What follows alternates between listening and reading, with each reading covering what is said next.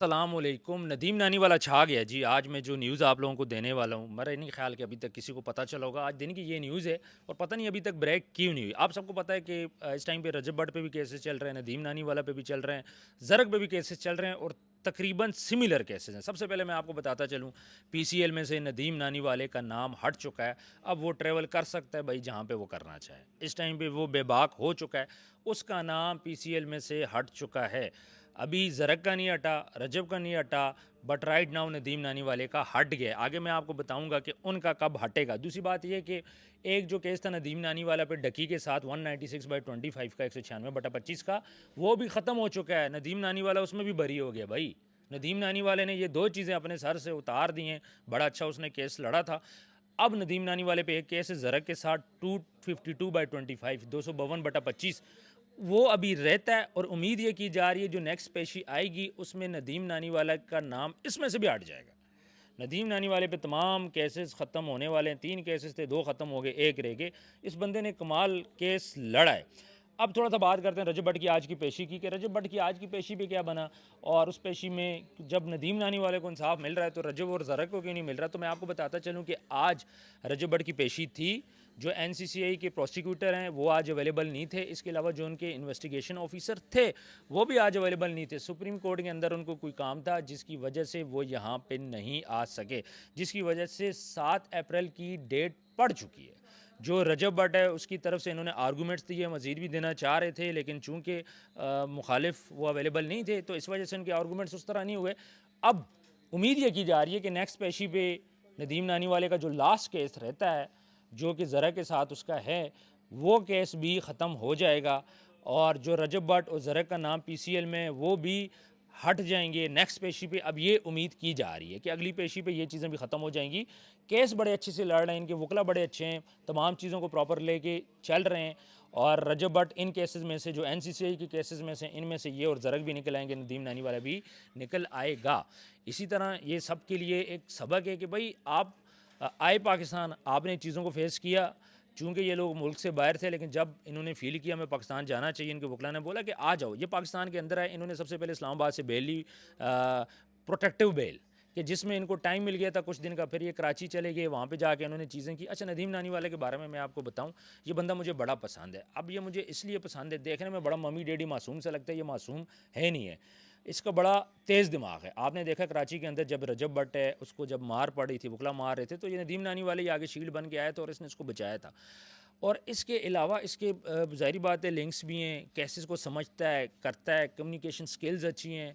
मेरी एक दफ़ा इसके साथ चैट हुई थी, मुझे तब जाके अंदाज़ा हुआ था कि ये बड़ा प्रोफेशनल बंदा है। देखने में मासूम सा लगता है, थोड़ा सा फ़नी सा है, लेकिन इस तरह है नहीं है। रजब भट्ट के जो केसेस हैं, जो मजहबी केसेस हैं, वो तो उस पर चल रहे हैं। कराची वाला केस है, उसके लिए मसला है, वो अभी चल रहा है। बाकी ये जो एनसीसीआई के केसेस हैं, उम्मीद ये की जा रही है कि चूँकि नदीम नानी वाले के भी ख़त्म हो गए, तो इस तरह रजब के भी ख़त्म हो जाएंगे। अब नदीम नानी वाला पे समझे 3 चीज़ें थी। उसका नाम था पीसीएल में, वो निकल गया। उसके ऊपर डकी वाला केस था, वो ख़त्म हो गया, उस पर वो डकी के मामले में था। फिर उसके बाद अब जो उसका ज़रा के साथ केस है वो रहता है। अच्छा, इन लोगों ने ना प्रमोशन नहीं की थी। अब जब केसेस पढ़ते हैं, डकी अरेस्ट होता है, डकी ने की होगी प्रमोशन, वो अपना केस, डकी को 6 माह बाद जाके उसका चैनल मिला था। 6 माह उसको लग गए थे। 100 दिन की उसने जेल भी काटी है। तो डकी ने तो बड़ा टफ टाइम देखे। जब ये लोग पाकिस्तान आ रहे थे, हम ये एक्सपेक्ट कर रहे थे कि रजब और नदीम आ रहे हैं, इनको एयरपोर्ट से उठा लिया जाएगा, लेकिन अदालतें मौजूद हैं, आपको इंसाफ मिल सकता है अगर आप तरीके से चलो। जब तक ये छुपे हुए थे, पाकिस्तान से बाहर थे, इन पे केसेस चल रहे थे, इनके ऊपर सब कुछ हुआ, लेकिन जैसे ही इन्होंने अपनी बेल्स लेके पाकिस्तान आए, उसके बाद उन्होंने केसेस को फेस किया, तो आहिस्ता आहिस्ता इंप्रूवमेंट केसेस के अंदर आने लग गई हैं। बाकी भी सोशल मीडिया इन्फ्लुएंसर है, उनको भी एक उम्मीद की किरण है कि भाई आप अपने केसेस को फेस करो तरीके के साथ। जब तरीके के साथ आप अपने केसेस को फेस करोगे तो उसमें ये होगा, आपको रिजल्ट मिलेगा।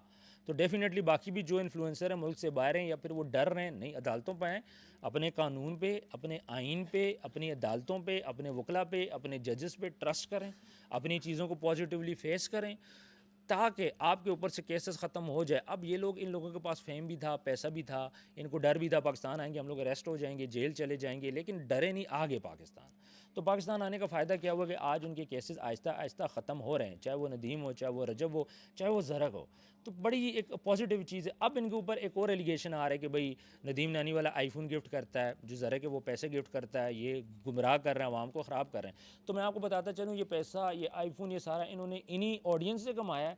अब उन्हीं ऑडियंस पे वो इन्वेस्ट कर रहे हैं, अपना कंटेंट भी क्रिएट कर रहे हैं। इन्वेस्टमेंट के बाद जब वो लोगों को देते हैं, वीडियोस बनती है, उससे मज़ीद उनको प्रमोशंस भी मिलती हैं, मज़ीद पैसा कमा रहे हैं, साथ साथ अपने बिजनेसेस भी कर रहे हैं। मैंने ऐसे ऐसे इन्फ्लुएंसर्स को देखा है कि अगर वो रहते इन तो आज बहुत ऊपर चले जाते, लेकिन उन्होंने पाकिस्तान के अंदर जो परेशानियाँ हैं वो देख के उन्होंने ये फैसला किया कि पाकिस्तान से बाहर जाए, कोई बिज़नेस करो। वो अपने बिज़नेस कर रहे हैं, बहुत अच्छे अच्छे कंटेंट क्रिएटर थे, तगड़े तगड़े थे, वो आज पाकिस्तान के अंदर नहीं है। क्यों? जब भी पाकिस्तान के अंदर किसी गरीब को फ़ेम मिला, पैसा मिला, इन सब के बैकग्राउंड इतने स्ट्रॉन्ग नहीं थे, लेकिन आज जब ये इनकी प्रोफाइल डेवलप होगी, इनके बैकग्राउंड्स बन गए, तो इनके लिए मसाइल स्टार्ट हो चुके हैं। अब जो रजब है उस पर देख लें कितने लोग क्रिटिसिज्म उन्होंने स्टार्ट किया। उसकी रीज़न क्या है? Just for the sake of fame. अभी जिस तरह वो जुल्करनैन के साथ उसका मसला चल रहा है, उसमें उन्होंने जिस तरह उनकी मैसेज हैं, उन्होंने इस चीज़ में घुसी, उन्होंने बातें शातें की, उन्होंने भी तो व्यूज़ उठाए, सब ने व्यूज़ उठाए। मैं ये नहीं कहूँगा, सारे कंटेंट क्रिएटर थे मिलजुल के ऊपर है। आज बोल रहे हैं जी मैंने तुम्हारे लिए ये किया, मैंने तुम्हारे लिए ये किया, एक बच्चों का खेल बनाया हुआ है। बहरहाल जी बड़ी मुझे खुशी हुई है कि एटलीस्ट अब फैसले रिजल्ट आने लग गए। जो तकरीबन आज 1 साल हो गया, 8 माह साल हो गया, ये कैसे चल रहे थे, रिजल्ट नहीं आ रहे थे, डिले पे डिले हुआ जा रहा था, ये डिले आहिस्ता आहिस्ता ख़त्म हो रहा है। अब 7 अप्रैल को जो पेशी है रजब की, उसमें उम्मीद ये की जा रही है कि रजब का जो नाम है, एक तो उसका नाम PCL से हट जाएगा, वो अपना ट्रैवल कर सकेगा। दूसरी बात, केस ख़त्म होने के भी चांसेस हैं, नदीम नानी वाले पे भी, ज़रक पे भी और रजब पे भी। NCCI ने अपनी इन्वेस्टिगेशन कंप्लीट कर ली। देखें, जो नदीम है इसने प्रमोशन नहीं की, ज़रक ने भी प्रमोशन नहीं की, लेकिन चूंकि ज़रक पैसे बांटता है तो वो नज़रों में आ चुका है। और मुझे सुनने में आया कि कहीं पे तैयारी हो रही है जी, ये जो पैसे बांटता है इसके ऊपर भी केस किया जाए। नदीम नानी वाला जो फ़ोन देता है, लोगों ने वीडियो भी इनके खिलाफ बनाई है, लेकिन दे आर कंटेंट क्रिएटर, इन्होंने अपना कंटेंट क्रिएट करना है, ये इसको लेके चल रहे हैं। इनको व्यूज़ भी चाहिए, इनको फेम भी चाहिए, इन्होंने मार्केट के अंदर इन भी रहना, ये नहीं है कि चले जाएँ। और अगर पैसा कमा के अगर ये लोगों पर इन्वेस्ट कर रहे हैं तो अच्छी बात है। आप सड़क पर जाते हो, किसी को आप पैसे दे देते हो तो बहुत अच्छी बात है। आप किसी को आईफोन गिफ्ट कर देते हो, बहुत अच्छी बात है, आपका पैसा है, आप कर सकते हो। जब टिकटॉक के ऊपर, लाइव के ऊपर लोग करोड़ों की गिफ्टिंग कर रहे हैं, वहाँ कोई नहीं देख रहा, तो यहाँ लाखों की या हज़ारों की आप क्यों देख रहे हो? तो किसी को मिसजज ना करें। जो भी कंटेंट क्रिएटर है, मजीद भी आप लोगों पे यार इन्वेस्ट करो, अल्लाह आपको और देगा। और भी कंटेंट क्रिएटर हैं, आपका भी दिल होना चाहिए, आप भी लोगों से मिलो, लोगों के ऊपर पैसा इन्वेस्ट करो। तो ये जी खबर थी जो मैंने आप लोगों को देनी थी, बड़े मज़े की खबर थी, और मुझे यकीन माने खुशी हुई है कि चलें आहिस्ता आहिस्ता चीज़ें अब जो है ना क्लियर हो रही हैं। हमारे जो सोशल मीडिया पे गन था, आहिस्ता आहिस्ता वो ख़त्म हो रहा है, चीज़ें क्लियर हो रही हैं, कंटेंट क्रिएटर हैं उनको रिवार्ड्स मिल रहे हैं, वो लोगों पे इन्वेस्ट कर रहे हैं। तो ये सारी बहुत अच्छी चीज़ें। बाकी नदीम नानी वाला को डेफिनेटली मुबारकबाद तो बनती है कि भाई आएँ, चक्कर लगाएं हमारे पास, हम आपको मिठाई भी खिलाएंगे। मुबारकबाद बनती है, जिस तरह केस लड़ा, जिस तरह चीज़ों को पॉजिटिवली किया। एक टाइम पे हमें भी लगा था कि ये लोग गिरफ़्तार हो जाएंगे और ये आइंदा नहीं बच पाएंगे, बट वो कहते हैं ना, अल्लाह जिसको इज़्ज़त दे, अल्लाह जिसको जलील करे, ये अल्लाह की मर्ज़ी है। तो यहाँ पे खुशखबरी आ गई नदीम के लिए, और मुझे लग रहा है, ये देखें मेरी पर्सनल ऑब्जर्वेशन है, मैं केस को जिस तरह मॉनिटर कर रहा हूँ, मैं देख रहा हूँ, रजब और ज़रक बहुत जल्द इनसे भी केसेस ख़त्म हो जाएंगे, और नदीम के ऊपर जो आखिरी केस है वो भी ख़त्म होने वाला है। ये भी मैं आपको बता दूं, जिस तरह इनके वकला केसेस लड़ रहे हैं, आप बिलीव करें, मुझे मज़ा आ गया। पहली दफ़ा मैंने केसेस को इतना फॉलो किया और उसका मैंने रिज़ल्ट भी देखा, बहुत ज़्यादा मुझे खुशी हुई। कमेंट सेक्शन में अपनी राय ज़रूर दीजिएगा। वीडियो को ज़्यादा से ज़्यादा आप लोगों ने शेयर करना है, ताकि मैक्सिमम लोगों तक ना हमारी आवाज़ पहुँच जाए। अगर आप टिकटॉक पर देख रहे हैं, यूट्यूब पर देख रहे हैं, फेसबुक पर देख रहे हैं, अपने हिसाब से इसको शेयर करें। अपना ख्याल रखिएगा। अल्लाह हाफिज़।